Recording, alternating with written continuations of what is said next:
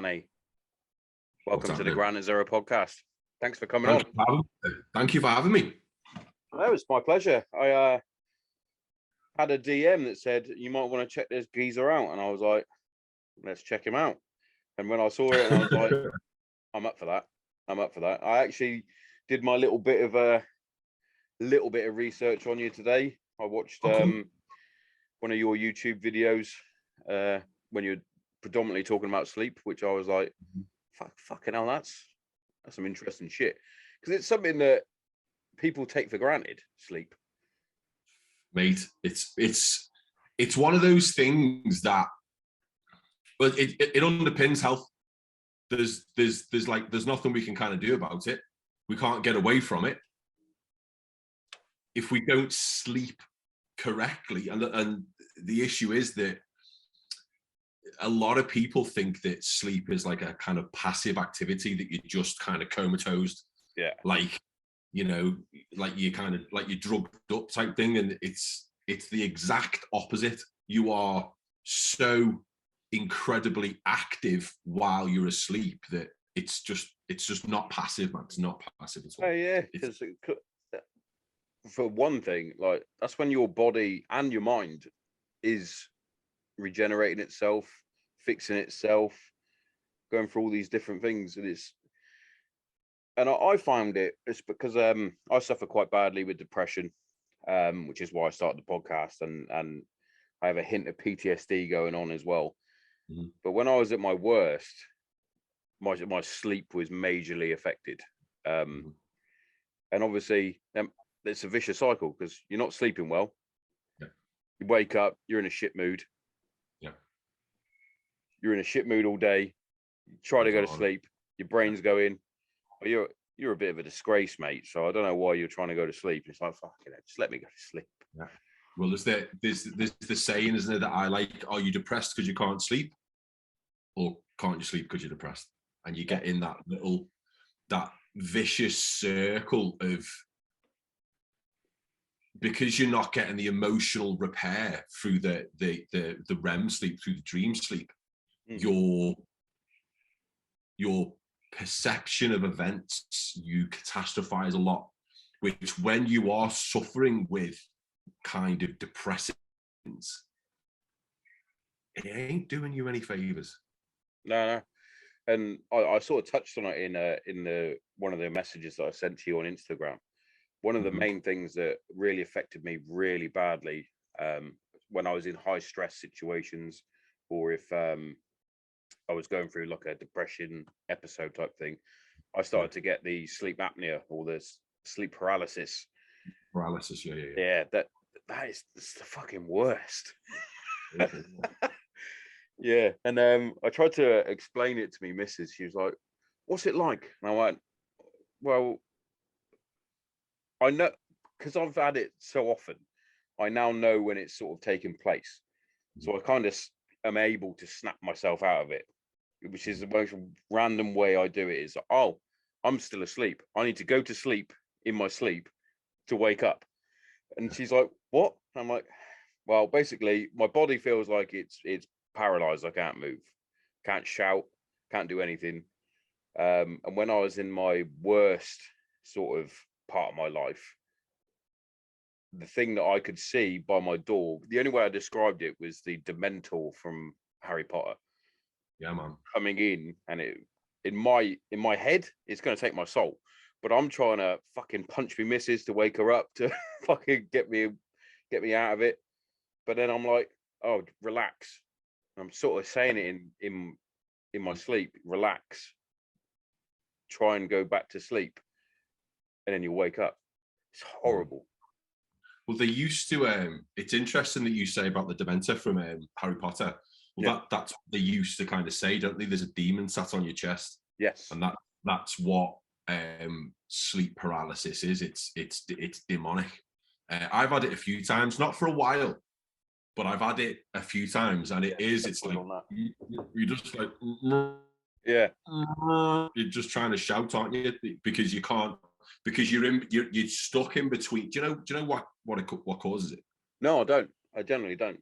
So we're probably going to talk a bit more about this later on. If that's where we go. There's a phase of sleep called REM sleep, rapid eye movement. Yeah. So it's basically when we dream. Now, I'm 90% sure that you have insane dreams. I know I do. If you were to start acting out those dreams, you'd get yourself in a lot of shit. Oh yeah. So what happens is when you go into rapid eye movement, when you go into dream sleep, your brain paralyzes your body. So the only thing that works basically is your eyes and your basically your life support systems. Yeah. So you are 100% paralyzed. So what sleep paralysis comes from is your brain starts to come out of that phase of REM sleep, but your body is a little smidge behind. So your body is still paralyzed because like your face is all like So that's kind of where it comes from. So if you have depressive feelings, I don't like saying if you've got depression because I get what you mean. Yeah, I like to kind of disassociate from kind of feelings and emotions. I think sometimes we kind of identify, we hold on to I have depression. No, you don't. It's just it's a feeling. It's not you. It's a feeling. Anyway, that was a little bit of a fucking tangent. Mm-hmm. When we are going through these phases and we are struggling to sleep, your sleep is very, very fragmented. Most guys are going to be kind of self-medicating with alcohol and that kind of thing. So we get fragmented sleep. So we don't quite go through the phases of sleep correctly, which kind of separates us from our brain and our body and kind of REM sleep. So that's why you kind of wake up and go, and it feels like there's someone sat on you. Yeah, it's not a nice feeling. It definitely isn't. But yeah, it's mad. I've been trying some new things to try and get more into a routine. I was listening to your show earlier, and I was like, I need to start doing that more. One thing is Mr. Phone. That's a big thing. Like I try now, usually when I get in after my shower and whatnot, I'll right, that's off. It's mainly for because I find myself scrolling for no reason and I want to spend a bit more time with the missus. Even if we're watching telly, I need to be more present. So that was one. You want to be present and connected and go, oh my God, did you see that? Yeah, did you see that? Oh my God, that was weird, wasn't it? But so that's one of the big things, and we've actually started bringing it in with the kids, because we noticed that they, especially over the Christmas period, their sleep was getting later and later, then they were sleeping in longer, and I was like, this isn't good, because they're going to be in for a shock when they go back to school. So it's like 6:30, put your phones away, you're not going on the Nintendo, you're not doing any of that. You can read your books, you can have the telly on if you want for a little bit. I know that's sort of similar, but it's like, no, you're doing your reading, and then it's bedtime, because we try and calm them down, because they're fucking pains in the ass, mate.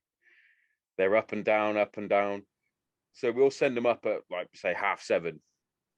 It's like, right, now it's your telly time, your reading time. When we say it's bedtime, bedtime comes, down they come. I just need a drink. Oh, I didn't say I loved you. You did say that. You did. Why didn't you go up with a drink? Yeah, my boys are the same. They're not too bad now. I've got two boys, 13 and 8, 13 and 9. He's 8. No, he's 8. I keep thinking he's about 2. But yeah, mine aren't too bad. But my youngest was always like, you took him in to bed and he'd shout at you and go, the grandkids fell off. Yeah. We'll put it back on then, innit? Yeah, exactly. There's always something else. Like my eldest sort of plays on she does, to be fair, she does suffer with anxiety quite a bit with schoolwork. She stresses herself out, but I've also found that she plays on that a little bit, because throughout the day she's fine, no worries. Bedtime, she'll come down. Oh, but I've got an exam in a month. It's like, it's in a month. Yeah. What are you doing? Yeah. Like, yeah, I don't know if it's the fact that she's lying down and everything's off, and it's like, oh, now my brain has decided to kick in. You've got time to think. That's overthinking is pretty much one of the main reasons why people struggle to sleep, because they've got, like you said, they've got no stimulation, and people aren't used to that. Yeah, people aren't used to having nothing going on. They've always, like you said, you've got your phone in your hand, you've got the TV, you've always got something going on, which is a distraction. Which, you know, when we kind of deal with anxiety, with people who suffer with anxiety, distraction is how we kind of get around that kind of thing. So when we remove the distraction, a lot of people kind of struggle. Yeah. To switch off. It is. And another thing I find really does help, and during like the Christmas period, I was pretty shit for it, was actually exercising throughout the day, whether it's just smashing myself in the evening or in the morning or whatever. It's like, if I've done that, I feel good, and then when I get to bed, I'm like, yeah, now I can chill out, relax. Yeah, totally. Yeah. And it's one of those, isn't it? It's the same. I think mental health, physical health, your sleep. It's all connected. You need all to be tip top to 100%. Yeah. To be the best version of yourself. Definitely. Absolutely. Yeah. Well, when you the way that we sleep, you know, why we become sleepy, is there's a buildup of a chemical in the brain called adenosine. Adenosine is a waste product of energy. So we kind of move around, we go for a run, we go to the gym, we use a lot of energy. Adenosine kind of builds up more. If we have some mentally kind of stimulating tasks, maybe you're doing a lot of editing for the podcast all day, you're using energy, adenosine kind of builds up, then we go to sleep. So if we find, and I found this, I had COVID last week. Congratulations. Thank you very much. I'm honoured. I because I wasn't going out running, I wasn't going to the gym, I wasn't doing a lot. I found that my sleep quality was suffering because it's called sleep pressure. There wasn't enough sleep pressure building up in my brain because I hadn't been doing anything. So what you've just said then about going to the gym, going for a run, doing whatever, that's putting more pressure on your brain to go to sleep. Yeah. The one thing I always worry about now, I'm a security site manager, is my regular human job. And the way that the client wanted things was, we've got a day shift and a night shift, and I've lost 2 or 3 night officers because they literally, their health was starting to deteriorate. And I was trying to explain to the client, I was like, we might want to try mixing it up. So I know the site's 24 hours, we have to be there, that's part of the job, unfortunately, but it's not fair on some of these night officers because they're not getting proper sleeps, unless they're sleeping at work, which they better not be. I don't know if you are. The object of having security staff. Yeah. We're not supposed to work at night. Humans are diurnal, which means that we thrive in the day. We have certain bodily processes, bodily functions that are activated by daylight. So then if we kind of flip that around, we've also got optimum times for resting the body, digesting food, resting the digestive system, cleaning the brain.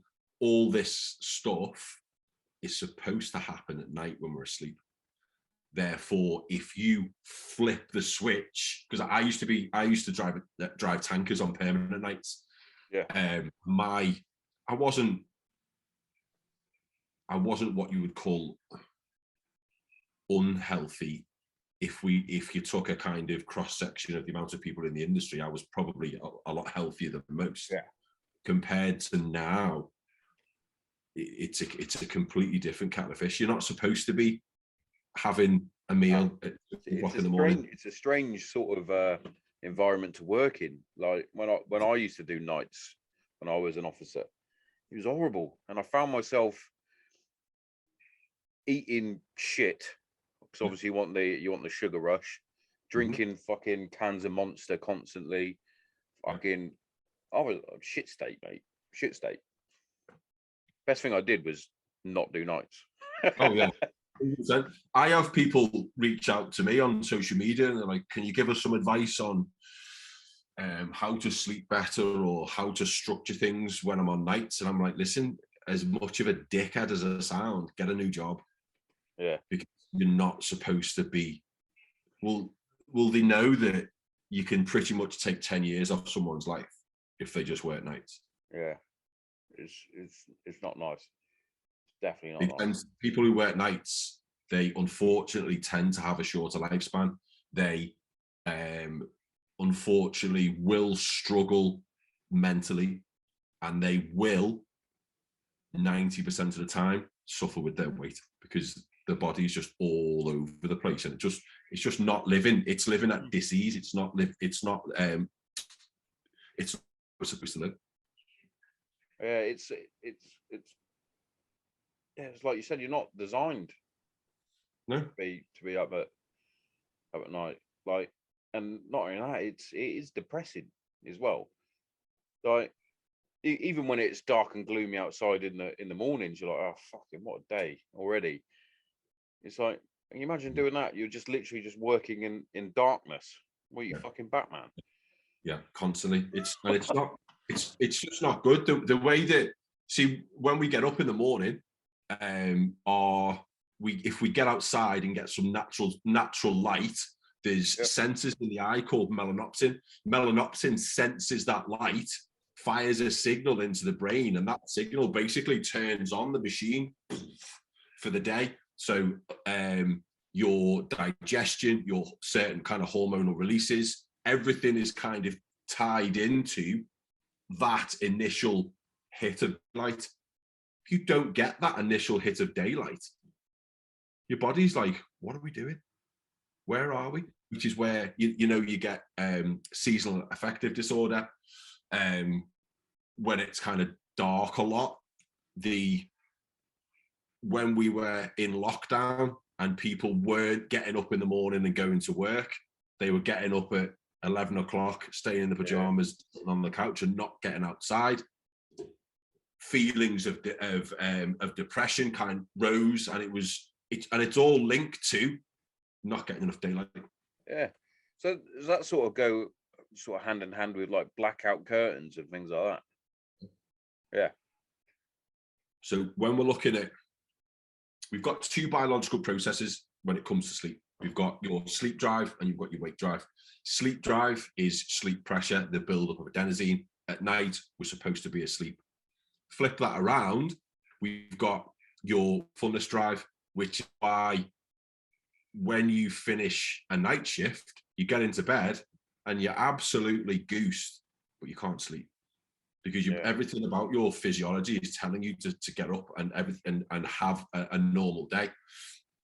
So when we're looking at improving sleep, which maybe we'll talk about in a bit, I don't know, we want to kind of flip the light exposure around, and we want to get as little light exposure as nice as we possibly can. So blackout blinds, where I live, there's traffic lights not too far from our bedroom.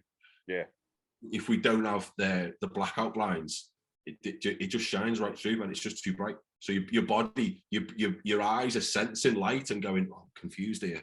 It looks like we're supposed to be awake, but we're not. We're in bed, and it's just causes like masses and masses of problems. Yeah, I bet. Like, people are like, "Are you guys just going to talk about sleep all the time?" Yes, we are. So some of the best sleeps I ever had, my missus always finds this funny. It's like some of the best sleeps I ever had was like out on tour in Afghanistan and Iraq and things like that, because it's literally there's zero light pollution. So not only can you see the fucking stars are all out, and it's like, this is beautiful. It's relaxing. It's quiet.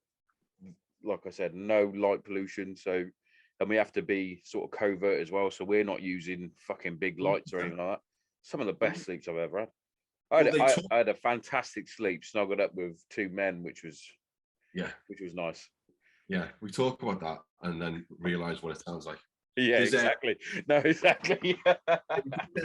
They did an experiment where they took a load of insomniacs, clinically diagnosed insomniacs, real issues sleeping. They took a load of them into the woods for 2 weeks with no torches and nothing. It was candlelight, firelight. Within 2 weeks, they were sleeping. They had I bet they real proper sleep routines, because they didn't have social media. They didn't have constant light pollution going off in their faces. All they had was the going down of the sun and the rising of the sun as their markers of kind of what was going on. Yeah, last light, first light. Really soon, bump, they were just sleeping right the way through. I can see how that works. Like, 'cause I remember a few years back now, me and my brother decided to go camping in the Beacons in the winter, which was mad anyway. And we put up a tent and that. It was starting to get dark, and we just finished eating our ration packs and that. Yeah, we took ration packs camping. That's how cool we are. Eating the ration packs. Yeah, got them free, didn't I? Stole them. So we're eating the ration packs. Literally, we had a little bit of whiskey, because we took a little whiskey with us. All warm, had the fire out, and we were like, I could easily go to sleep right now. It's like, and everyone's like, check our watch. It's 6:30. It's like, yeah, fuck it, let's just go to sleep. You've got no stimulation. You've got nothing. You've got nothing keeping you up. You know, years and years and years and years and years ago, before the light bulb. Well, they reckon that when the light bulb was invented, that's when everyone's sleep issues started, because there was no nighttime, because all of a sudden this amazing lamp had been brought into the night, which kind of illuminated the place. So you didn't have to have nighttime and daytime; it was just all the time, and that's when people's sleep issues started. Yeah, it fucking makes loads of sense when you actually think about it. Like, I live out in in a quiet village. We don't have many street lights or anything like that, so it's quite nice. I could go out the back of my my shedio now, and it's calming. It's all black. It's nice. Amazing. I was like, I don't really like big cities for that reason. It's all not only the hustle and bustle, or the fucking constant lights, constant noise, and I like to sleep. as I'm sure most people like. If I could be a spirit animal now, I'd probably be some sort of cat. Cats are brilliant. They just sleep all the time. What's your views on like naps throughout the day and shit like that? It's an interesting one, naps. It's a good question. It's very person dependent. As with anything that I do, we need to look at the kind of the laws of individuality, because just because something is perfect doesn't mean it's not perfect on paper, doesn't mean it suits a person's life.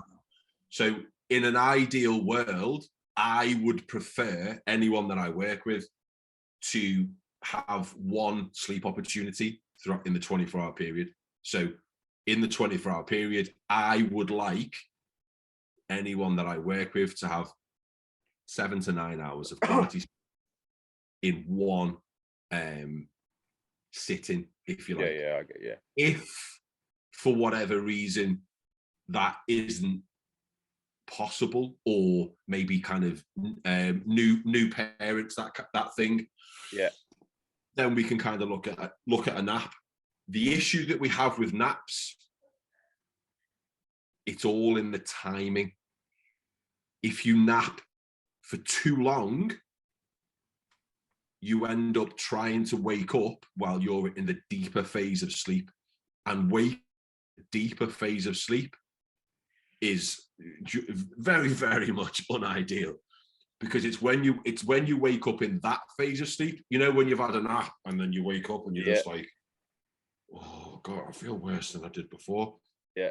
that's because you've woke up at the wrong time. So ideally, you want to be looking at about 20 minutes. So we're just taking the edge off the tiredness, or 90 minutes, because 90 minutes is how long it takes to go through one sleep cycle of light sleep, deep sleep, and REM sleep. Well, there you go. And it also depends what time you have that. Yeah. Because like I briefly kind of spoke about adenosine and sleep pressure building up in the brain. Yeah. If you have a nap too late into the day, and then you just remove enough of that adenosine so that when you try and go to bed that night, you're like, shit. Yeah. Now I'm wide awake. Because like case in point on that, again, going back to people that do night shifts. So when I used to come off a night shift and then I was going on my rest days, I'd be knackered when I got home and I'd be like, fuck, I need to get some sleep. So many times I would sleep too long and then I would get up and then it's like, fucking hell, Mrs. is knackered, she wants to go up to bed, kids are already in bed. I'm like, well, I'm fucking wide awake here. We have to put fucking Friends on in bed or something until until I fall asleep. Which is another thing that we tend to do at the minute. Me and my missus, we'll go up to bed together, but it's like, well, I'm not quite ready to sleep, so we'll end up putting the TV like The Office or Friends or something like that on. Like within like set, it's like that gone, and then it's like we wake. When you do stuff, you've got to be really careful what you watch, because you don't want to overstimulate the brain. Remember, we spoke about overthinking being a massive cause of sleep disruption. You put fucking a thriller on, or like something that finishes with a big fucking cliffhanger, you're going to turn that off and be like, what do I do now? I got my brain. So something light-hearted like that it's absolutely fine. Yeah. Well, yeah. Usually when we're going up to bed, it's definitely something light-hearted. We'll probably watch whatever it is on fucking Netflix. We're funnily enough, we're into serial killers and shit like that. Yeah, not ideal. Not ideal. Don't have that in the background when you fall asleep. For the love of the serial killer, it's like, oh shit. Just waking up like me, like, hey. So it is one for you. So obviously you get some crazy fucking people. I'm going to use Jocko Willink as an example for this. Although, have you heard of Jocko? Oh yeah. Well, he has like 4 hours sleep, doesn't he? Well, I know. I don't know how much sleep he has. I know that he's a big advocate of getting up at like 4:30 in the morning, and he loves to get up early. But apparently he's one of those creatures that can live and be awesome on like 4 hours sleep. And it's like, well, if I'm like that, I want to start murdering people, because I need at least like 6 to 7 hours, and then 6 I'm at a push. I'm like, fuck it, I'm tired, but I can function. 7 to 8, golden pony. I can crack on then. 100%. Yeah. The thing with Jocko, I know him, obviously, and I just think that message, kind of telling people that they have to get up at 4 o'clock in the morning to kind of hustle and grind, it's actually holding a lot of people back. Because the way that sleep is set out, so the first part, or the earlier part, if you like, of the night is more focused towards deep sleep, and it's deep sleep which is the physical regeneration, which means that the second half of the night has a more bigger bias towards REM sleep, emotional repair, that kind of thing. So what tends to happen if you're going to bed at 10, 11 o'clock, I don't know what time Jocko he goes to bed, I don't know, but you're missing out if you're getting up at 4 o'clock in the morning, you're missing out on 2, 3, 4 hours worth of potential emotional repair, which is not the best place. Yeah, especially these days, like 100%. Like the rise in different mental health issues that are going on. I liked your little thing that you had on your story about to deal with Blue Monday. How about you stop calling it Blue Monday? 100%. 100%. It's really strange, isn't it? We're kind of conditioned. We're kind of told today's the most depressing day of the year. Oh, all right, okay, sounds well. I don't feel great today. It's Blue Monday. Oh my god. So it's almost like we're told this is how you got to feel today. Oh, okay. It's the third Monday after Christmas or whatever it is. Just, fuck off. It's Monday. Everybody feels shit on a Monday anyway. So it just doesn't help the situation if you are. Because I think reinforcement is well, as humans, we've got negativity bias, so we are. I think it's a self-defense mechanism. We're programmed to see the shit. We're programmed to see harmful, possibly dangerous, negative situations. So when someone says Blue Monday today, oh, okay, that must be how I feel. Is it? Shit. It's nuts, isn't it? I better put some depressive music on. Yeah, that's the 100%, because you are. I talk a lot about identity, a lot about how you kind of identify yourself to other people and to yourself. That dictates the way that you behave, and the way that you behave dictates the actions that you take.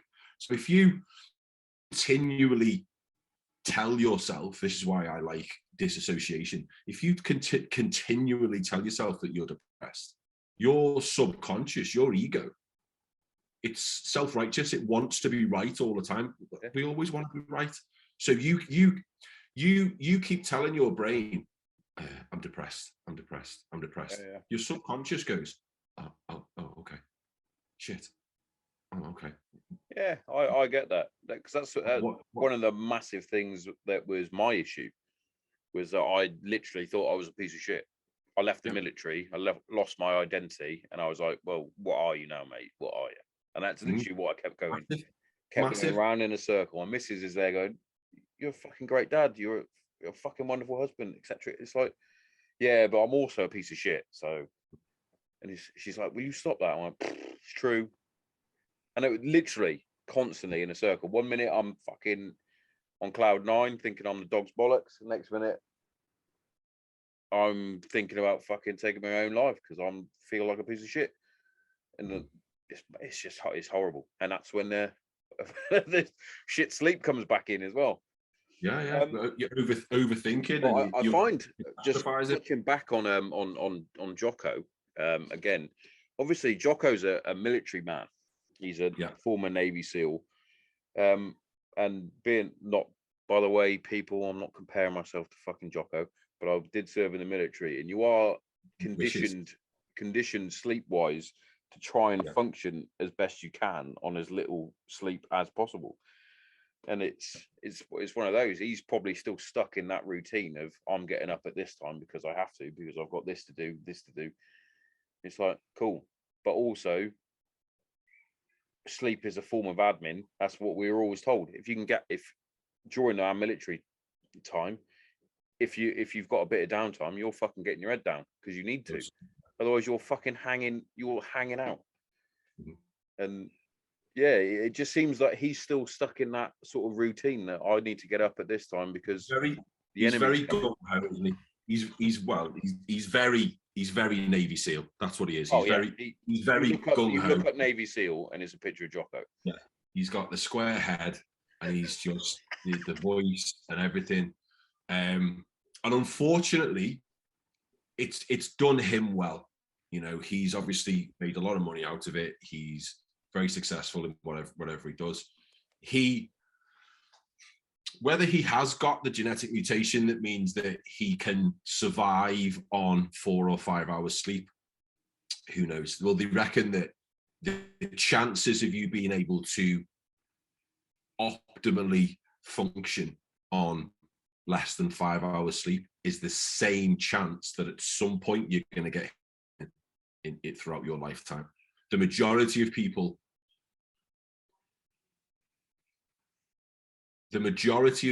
I would say who talk a good game about I only need 5 hours, kit me, they've basically forgotten what it feels like to be fully rested.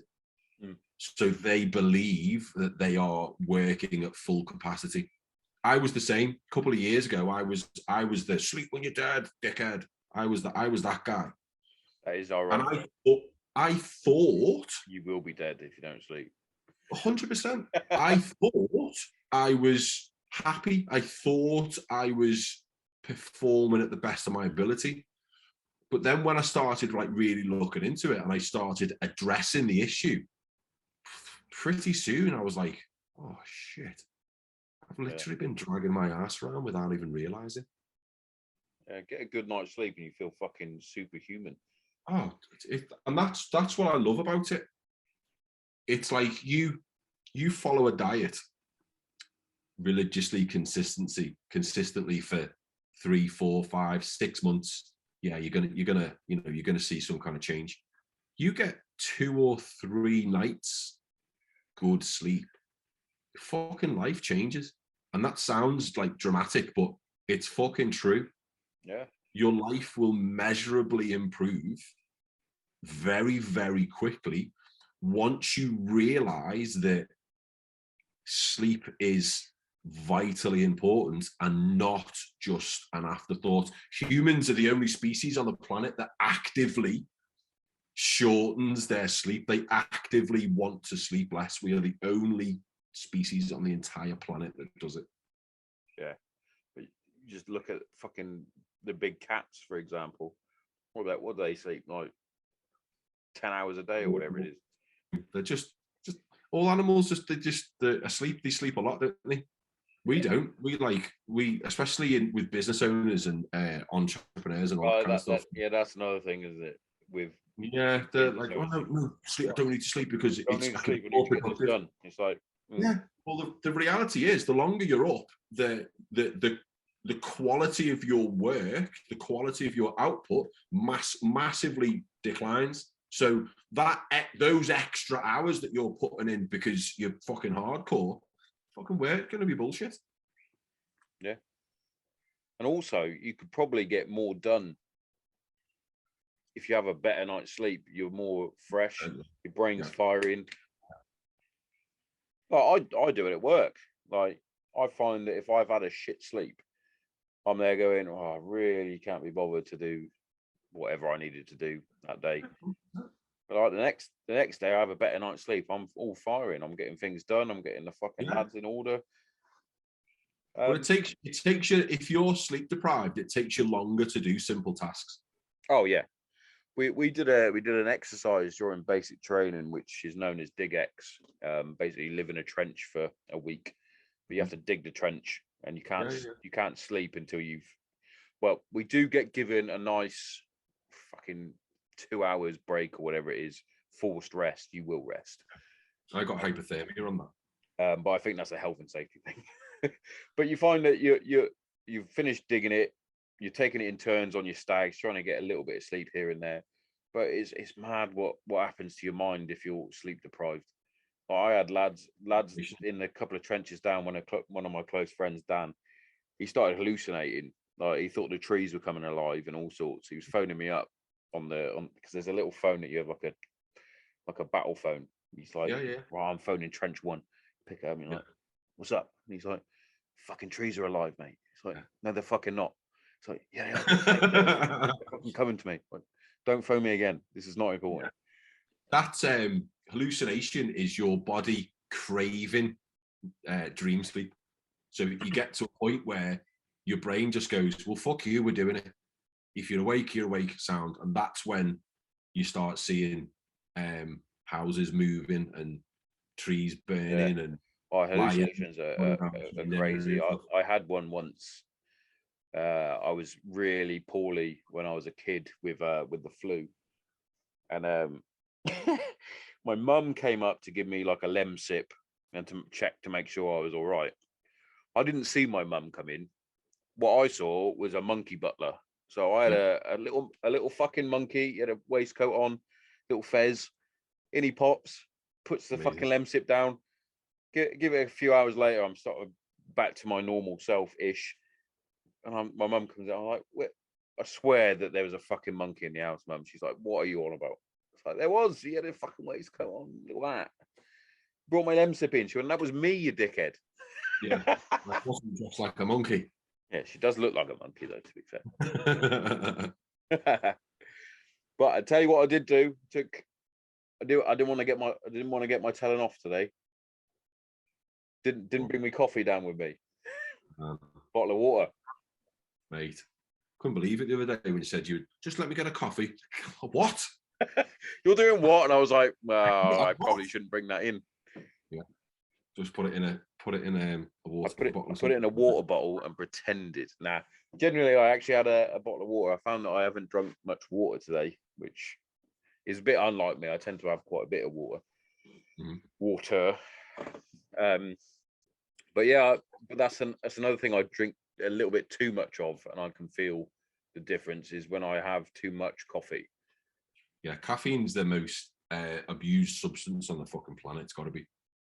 It has to be. Yeah, has to be. Well, the way that caffeine works is we spoke about adenosine, sleep pressure building up in the brain. The way that caffeine works is it basically stops the brain being able to sense the adenosine. So where the adenosine will attach onto like a little kind of sensor in the brain, caffeine kind of blocks it. So as far as your brain is concerned, we're not tired because there's no adenosine there. But the issue is, at some point, that caffeine's got to wear off and the adenosine's still there. So all of a sudden, the adenosine receptor comes free and you just get whacked with this big thing of sleep pressure. And that's why in the afternoon you go. Yeah, you get that fucking come down. Yeah. Is it similar with sugar, I guess, is it? Or is that just the energy crash? No, that's a different mechanism. That fair one.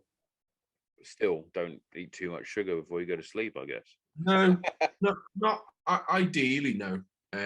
Ideally, you want to be really giving yourself about 3 hours between the last bite of food and you going to bed. 3 hours, yeah. Obviously, I'm as people know, I'm a snacker. So like if I'm fucking watching the telly with the missus, I'm terrible for this. I always have been since I was a kid. I get a fucking bowl of fucking Cocoa Pops out, mate, and I'm fucking munching away on my cereal. This is like a fucking 7:30 at night. Something I need to cut out, clearly. But it's small steps, isn't it? You got to take your small steps. That's appetite, not hunger. Generally, when we look at this, you've got appetite. Appetite is emotional. Hunger is physiological. Hunger is your body going, we need fuel. Give me fuel. Appetite is, got some Cocoa Pops in the fridge. Taste the Cocoa Pops. Maybe I should have some Cocoa Pops. So when you start to differentiate between appetite and hunger, it's like a game changer. Anyone that I work with when we kind of get through to this, because 9 times out of 10, when you snack, it's not because you're hungry. You don't have a Snickers because you're hungry. You have a Snickers because you like Snickers. If you're hungry, you're hungry.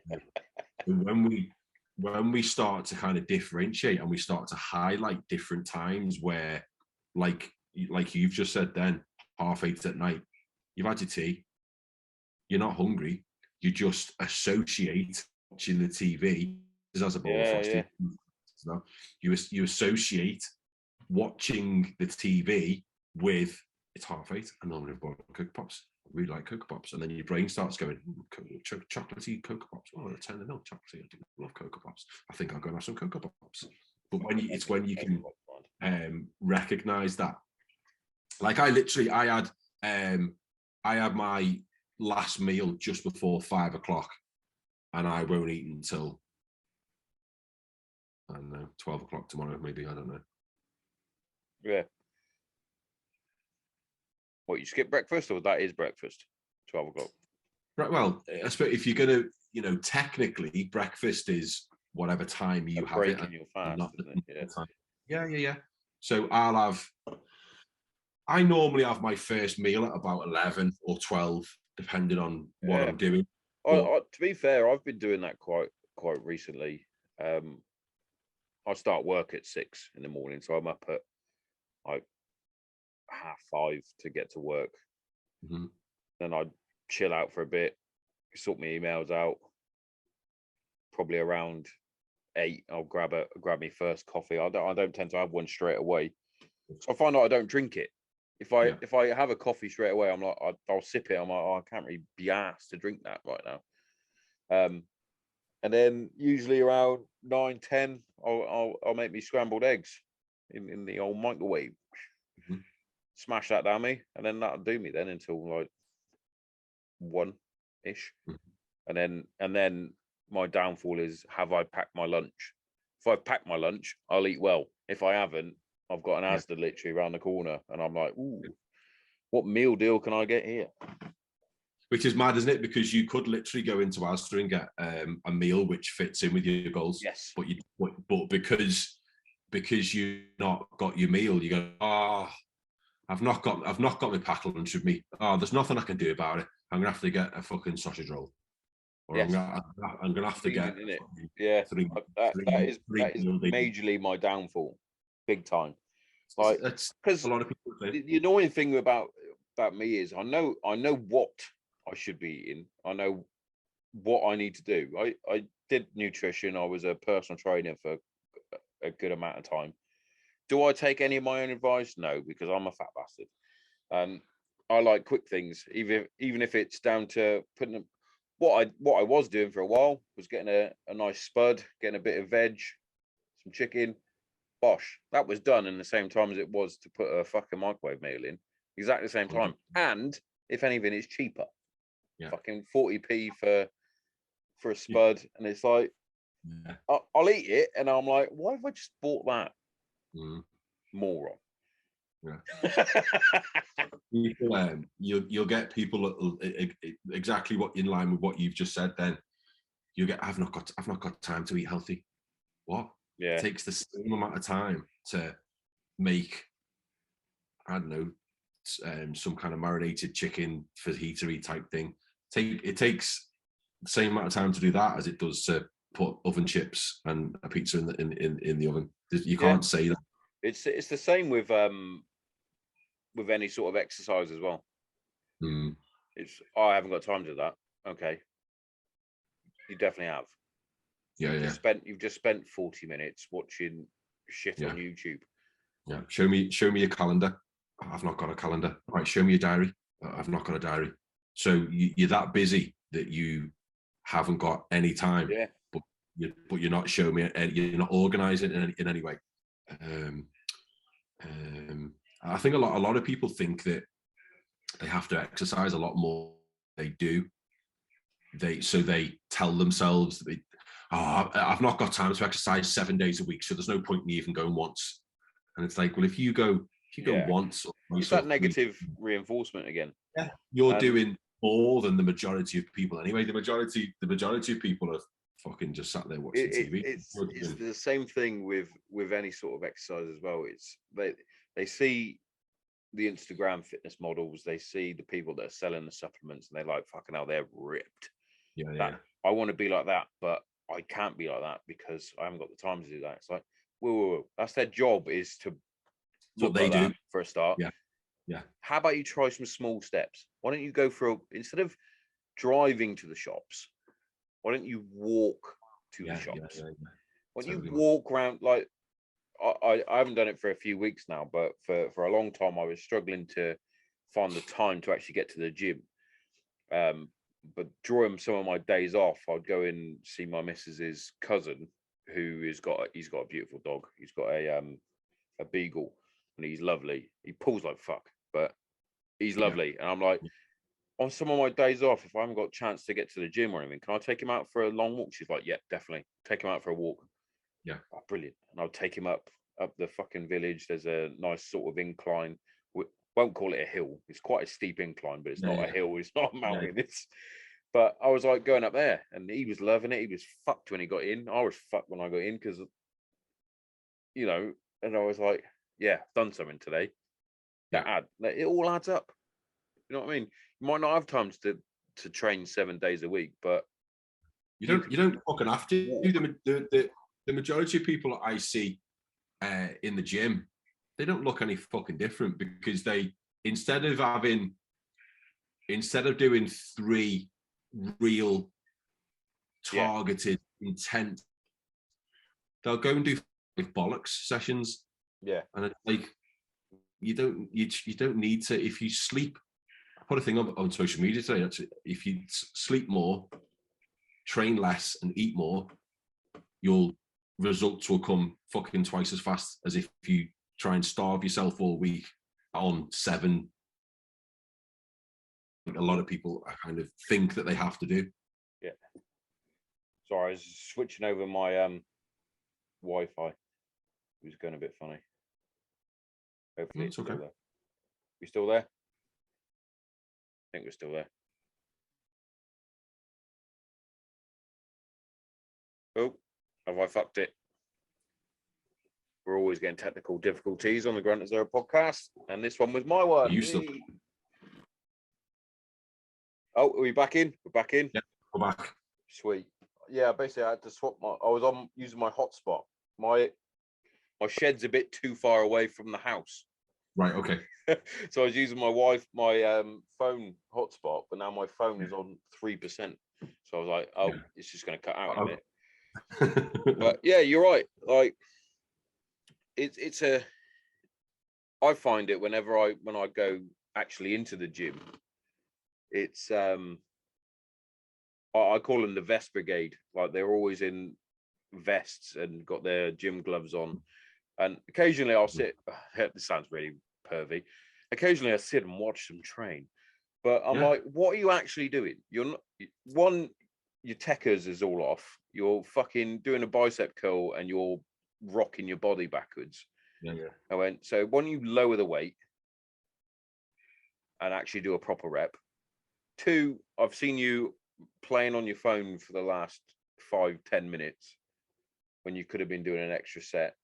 You're barely breaking a sweat as it is, and you're giving advice to people that don't need your advice. No, and there's me. I fucking try. I try to I try and do a bit of hybrid training, so it's like quite physical sort of circuit training, and I always end up hitting the bag at the end, and I'm fucking fucked.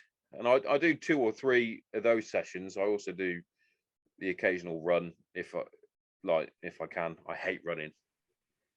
That was what my post was about today. I needed the Goggins effect on me on my last run.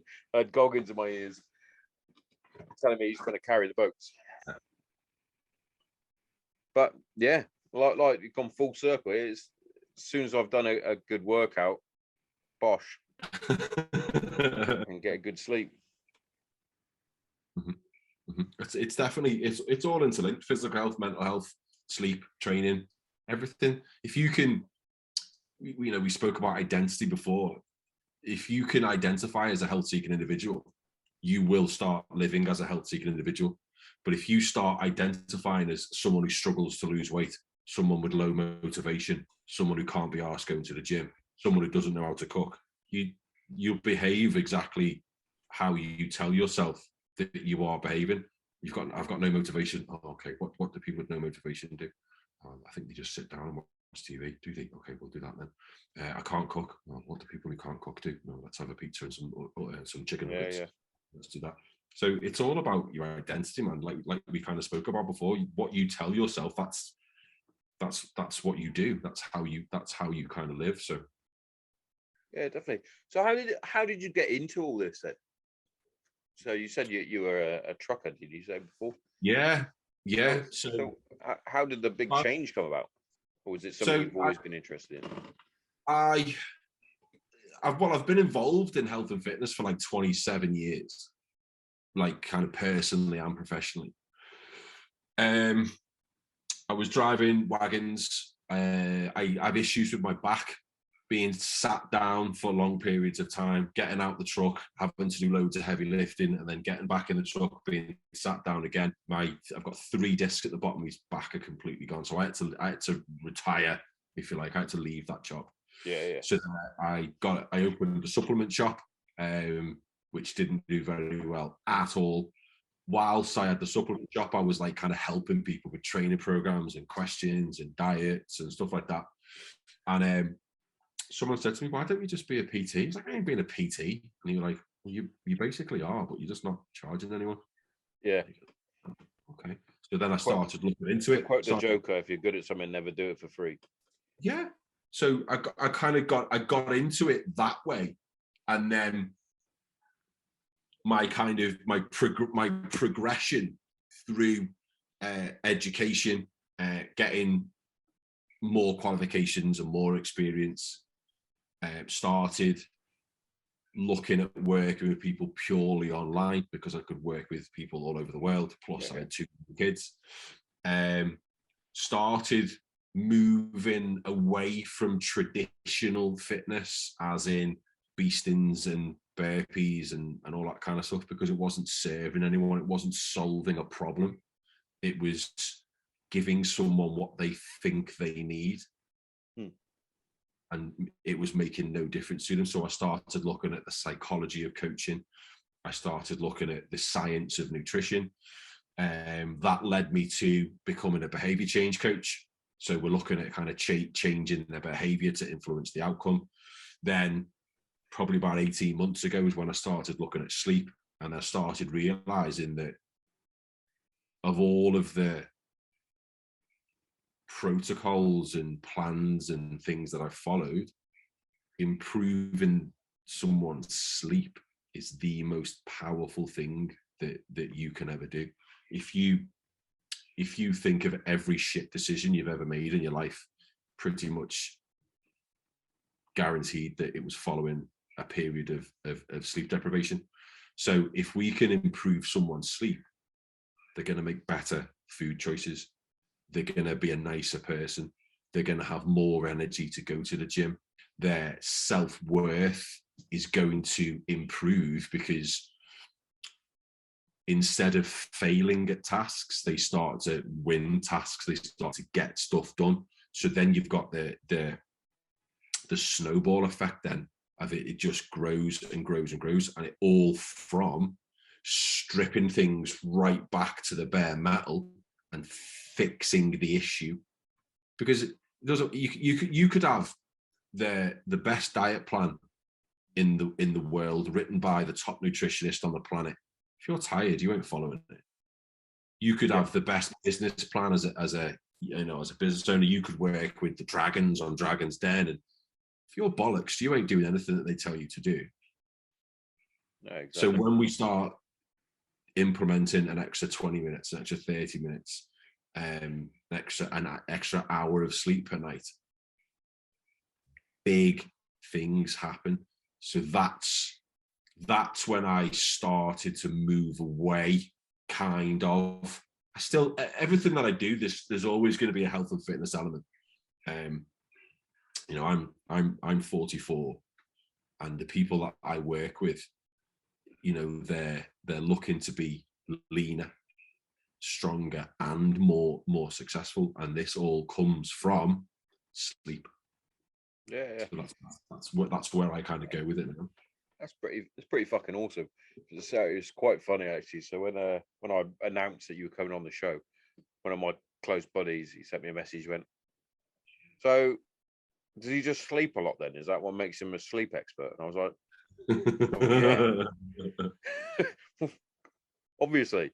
And then I was like thinking, I was like, I wonder what we're actually going to discover like on the show. And you shed so much light on sleep, and there's loads of It's insane. I know there's so many people that I know that you see on their Insta stories, on their Facebooks, on whatever. It's like, I had another shit sleep. I wish this insomnia would fuck off. Yeah, so insomnia is created. We create insomnia in our brain. You can't catch it. You don't walk past a woman insomnia and then fucking catch insomnia. You create it. You create insomnia by the quality of the thoughts that you have in your head and your behaviors throughout the day. If you're scrolling on social media at 1 o'clock in the morning, you've not got insomnia. You've just got a fucking problem with your priorities. Yeah, you need to stick that fucking phone in a drawer.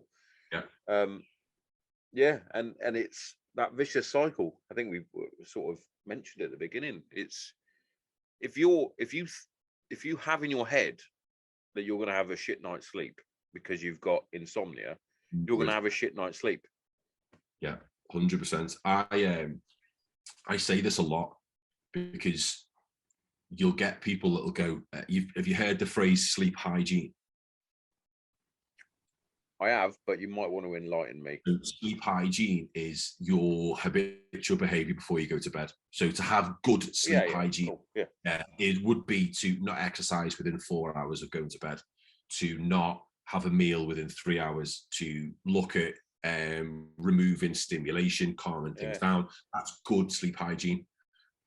It doesn't matter how good your sleep hygiene is. If you believe that you can't sleep, you won't sleep. Yeah. Because what happens, again, the ego is self-righteous. If you tell everybody that you can't sleep, you lie there for 5 or 10 minutes and you're not asleep, your subconscious is going, told you. Yeah, told you wouldn't sleep. And then you're arguing with yourself. Well, shut up, and I'll be able to get to sleep. And then you're tossing and you're turning, you're getting stressed out. Then your phone, anyone that I work with, I tell them to leave the phone outside the bedroom door. Don't have your phone in your room. Because if I've heard that quite a lot. Oh, it's a game changer. If your phone is like a foot away from your head and you're lying there and you can't sleep because you're overthinking, you're catastrophizing, you're worrying about work, you're worried about people, you're just going to get your phone and you're going to go, I'm just going to check that email, or I'm just going to tell everybody on social media at 2 o'clock in the morning that I've got insomnia when you haven't. You're just fucking looking at your phone. You're just on your phone. It's a crazy one. Like I do a thing, and my missus always says, why do you do that? It's like it's not the fact that I don't want to looking at my phone and things like that. By the way, people, I turn it over. So when I go to bed, I tend to have my phone with me because, to be fair, I could use the Alexa to set my alarm. I could do that. I might start doing that. But I have my phone as my alarm. But I turn it over so that if someone's texting me or anything like that, I don't see the glow. Yeah. If I see the glow, I'm like, well, I'll just check that. Occasionally, I make the mistake. Yeah, occasionally I make the mistake, and it's around the other way. And my brother, who is a pain in the ass, because my brother's a chef, so he doesn't finish work until fucking 11 o'clock. Yeah. And occasionally he'll send me a text, and I'm like, oh, that could be important. It's my brother. Usually 9 times out of 10, it's a fucking meme or some shit. I'm like, oh, I didn't need to open that. But occasionally it is important. But yeah, you mentioned there the fucking, what did you call it? The sleep hygiene. Sleep hygiene. As you were saying that, my mind went back to what I used to do for the kids when they were babies, because you put them in a routine. 100%. You give them their final bottle or their dinner or whatever it is. You have a little play, sure. Put them in the bath, usually a nice warm bath. Then they're snuggled in their pajamas. Then there's no stimulants. It's maybe some background music, calming music, and sleep. Yeah. Why don't we all do that? Because we're not. To be fair, I would. My bath's fucked. I'm a bath person. Like I'll have a shower if I need to, like have a proper a wash. But I like to. I'll put the bath salts in. I'll put the bubble bath in. Hey, I'm comfortable, man. If I wanted to, I'd light a fucking candle. I feel you. And I'd put some fucking acoustic music on, and I will fucking relax. No, I do love a bath, but my missus always says my baths are too hot. I come out like a fucking lobster. I'm the same. I'm the same. I love a hot bath, but I'm always relaxed afterwards. Yeah, So relaxed. well, yeah. Well, you're going to be the. So that's one of the things that I suggest to people is about an hour and a half before you go to bed, 2 hours maybe, have a hot bath, and then what happens is for us to go to sleep, your temperature has to drop a little tiny bit. It sounds counterproductive. You have a hot bath. When you get out of that bath, your body is trying to cool down.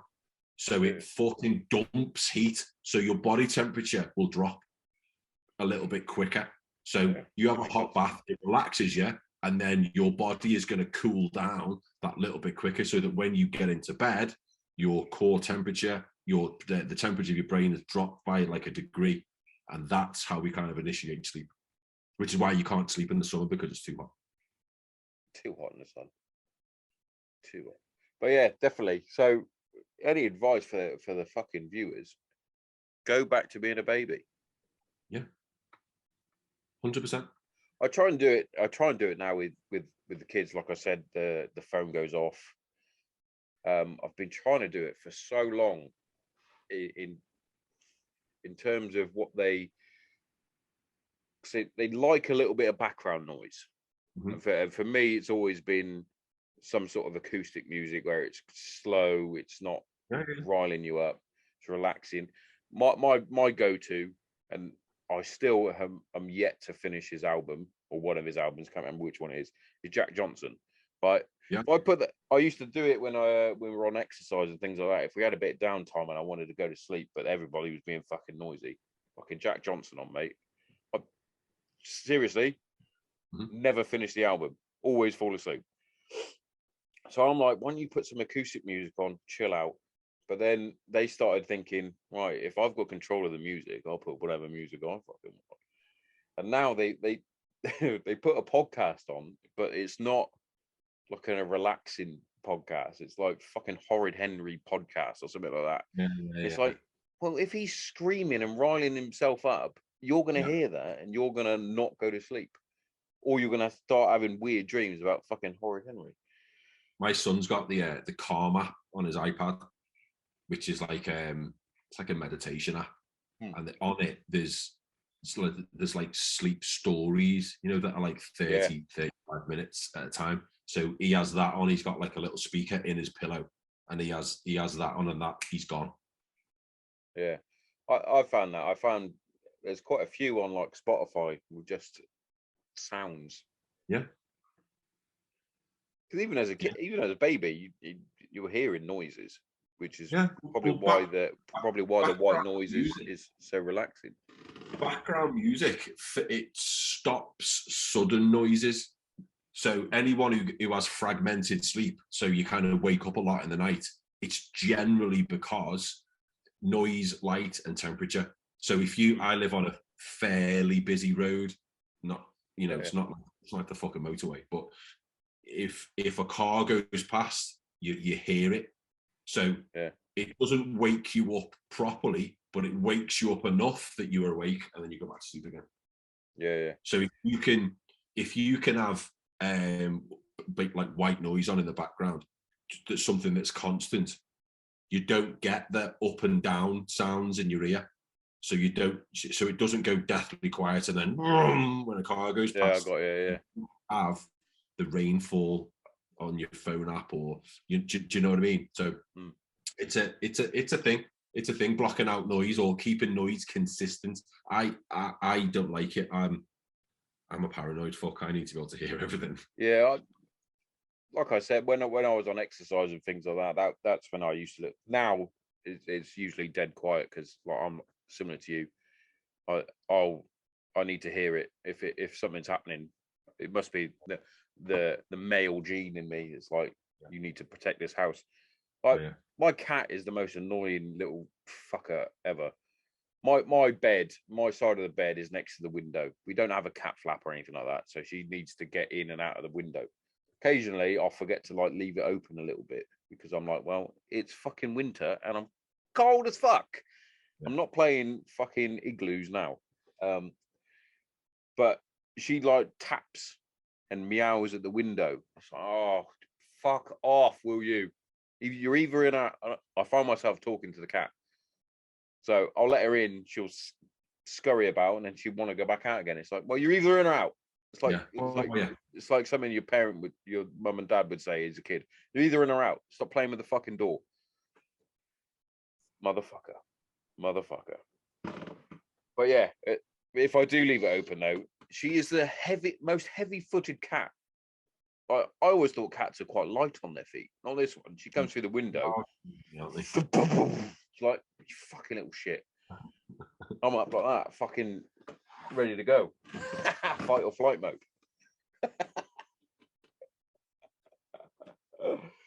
Oh, so Danny, where can we find you? You can find me. Social media, I would say, is the easiest place to get hold of me. Danny Wilson on Facebook or Danny Wilson Coaching on Instagram. Any questions? Hit me up. I'll help you if I can. Fire 'em out. And definitely check out the YouTube stuff as well. I literally was listening to that while I was at work today, and I was like, "Well, that's fucking spot on. That's fucking spot on. I'm not going to have a coffee. I'm going to have a water." Yeah. Well, my the guy who was doing a podcast with, the one that you probably watched, he's one of my best mates. He's so insanely talented when it comes to psychology. And we were just in the gym and we were just talking about sleep, and he was like, "What?" I was like, yeah. If you don't get enough REM sleep, your emotional regulation goes everywhere and you can't deal with traumatic situations. And he was like, "Why the fuck don't I know this?" I don't know, you tell me, man. I don't know. Yeah. You're the fucking psychologist. Yeah. He was like, "Right, let's do it." So we did like an hour. Yeah. It was a good hour. And I have found we're going off on a tangent already. I find with certain podcasts, you're like, fucking hell, that was a long hour. Yeah. Like, but the one that I listened to you, and even today, right now, we've done over an hour, I think. Just a smidgen. Yeah, just a smidgen. It depends on who you're talking to, but like this hasn't felt like it's been an hour. No, or just over. And that the one that I was listening to didn't feel like an hour's worth of. But when it was coming to the end on there, I was like, is that it? Not. I wanted more, if that made sense. Yeah, I was like, this is brilliant. And you get that when you're interested in the subject and you actually have someone who's knowledgeable in the subject.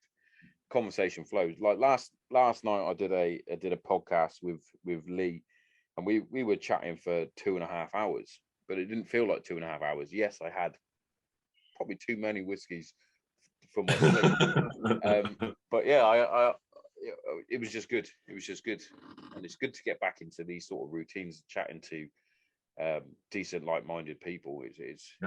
I've always said, and I heard another podcaster say the same thing on another podcast. This is my happy place. This is where I come and I'm happy. I can chat to whoever, and it's been my honor and my privilege to have you on, Danny. It's been fantastic. Really, we'll catch up again. We'll do a part. Definitely, we'll catch up again. I'll let you know how my sleep's getting on. Yeah, I expect daily messages now. What's this? Yeah, you will. How do I do this? What's going on with this? I might actually. I'm gonna give your Addy. Fucking, I'm down with the kids. Your Addy, your user, your app, or whatever it is. I'm gonna give it to my cousin, Kylie. She has really, really fucking terrible sleep, and she's one of those that I've got insomnia. So I'm gonna tell her to listen to this and tell her to contact. Tell her to listen to this, and then if she I've got a 4-week coaching program that is life changing. What we'll do is we'll just tell her, go and sleep in the fucking woods. Yeah, go and sleep in the woods. Don't Danny, thank you very much for coming on. This has been a good one. I've enjoyed it. Yeah, man. Cheers, man. Cheers, man. Catch you in a bit.